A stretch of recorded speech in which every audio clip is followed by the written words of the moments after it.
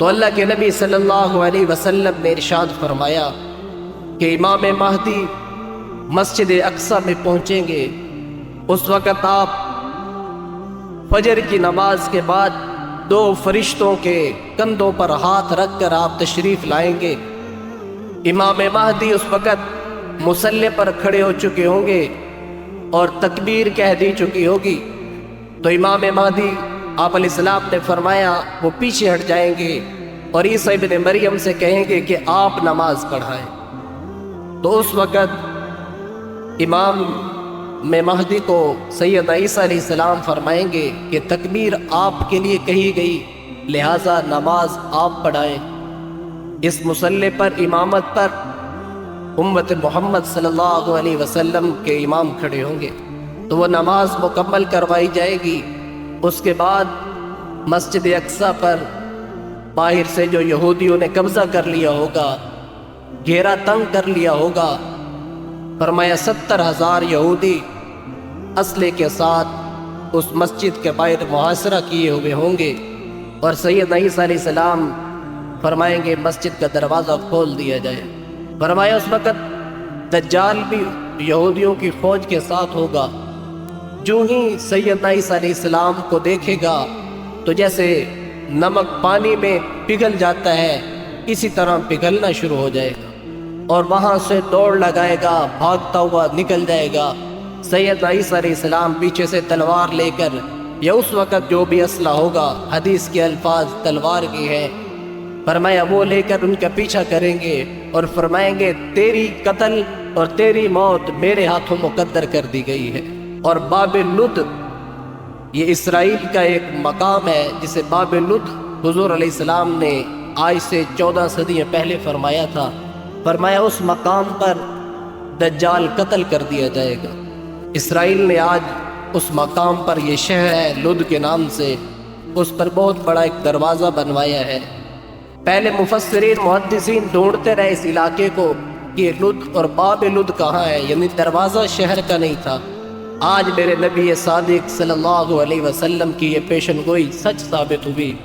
یہود نے وہاں ایک بہت بڑا دروازہ بنایا، اور ان کا یہ کہنا ہے کہ جس دن ہمارے مسیح یعنی دجال اس دروازے پر پہنچیں گے تو ہم یہ دروازہ کھول کر ان کی حفاظت کریں گے، لیکن اس بدبخت اور ملعون کی موت مقدر کر دی جا چکی ہے سید عیسیٰ علیہ السلام کے ہاتھوں۔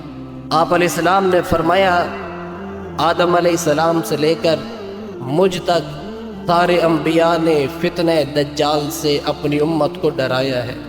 فرمایا یہ فتنہ بہت سخت ہوگا، بلکہ یوں فرمایا کہ دنیا کی ابتدا سے لے کر قیامت تک اتنا سخت فتنہ اور کوئی بھی دنیا میں نہیں آئے گا جتنا سخت فتنہ دجال ہوگا۔ اور آپ نے ارشاد فرمایا اگر میرا امتی اس فتنے سے بچنا چاہتا ہے تو وہ سورہ کہف جمعے کے دن پڑھا کرے، اللہ اس دن اس کو اس فتنے سے نجات نصیب فرمائے گا۔ فرمایا دجال کے پاس سب سے بڑا جو فتنہ ہوگا وہ یہ ہوگا کہ وہ لوگوں کو آ کر کہے گا کہ میں تمہارا رب ہوں۔ تو اس کے جواب میں جو ایمان والے ہوں گے وہ کہیں گے کہ رب اپنے حسن میں بے مثال ہوا کرتا ہے اور تو ایک آنکھ سے کانا ہے۔ تو آپ علیہ السلام نے فرمایا وہ تلوار سے اس شخص کے 2 ٹکڑے کر دے گا، اور اس کے بعد ایک اور فتنہ یہ کہ وہ پھر کہے گا کہ اسے کھڑا کر دیا جائے۔ فرمایا اللہ کے حکم سے وہ پھر زندہ کر دیا جائے گا، اور وہ پھر پوچھے گا کہ میرے بارے میں کیا کہتے ہو، میں تمہارا رب ہوں۔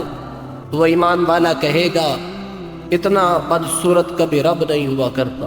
تو فرمایا پھر وہ جب وار کرے گا قتل کرنے کے لیے تو اس کا وار پھر چلے گا نہیں اس پر۔ فرمایا تیسرا فتنہ اس کا یہ ہوگا کہ اس کے پاس جنت بھی ہوگی اور جہنم بھی ہوگی، اور حضور علیہ السلام نے فرمایا اس کی جو جنت ہوگی وہ حقیقتاً دوزخ ہوگی، اور جو اس کی دوزخ ہوگی وہ حقیقتاً جنت ہوگی۔ فرمایا جو اس دن ایمان کامل کے ساتھ ڈٹ گیا اور اس آگ میں اس نے جانا پسند کر لیا، فرمایا اللہ جل شانہ اس آگ کو گلزار بنا دیں گے جیسے سیدنا ابراہیم علیہ السلام پر آگ کو گلزار بنایا گیا تھا۔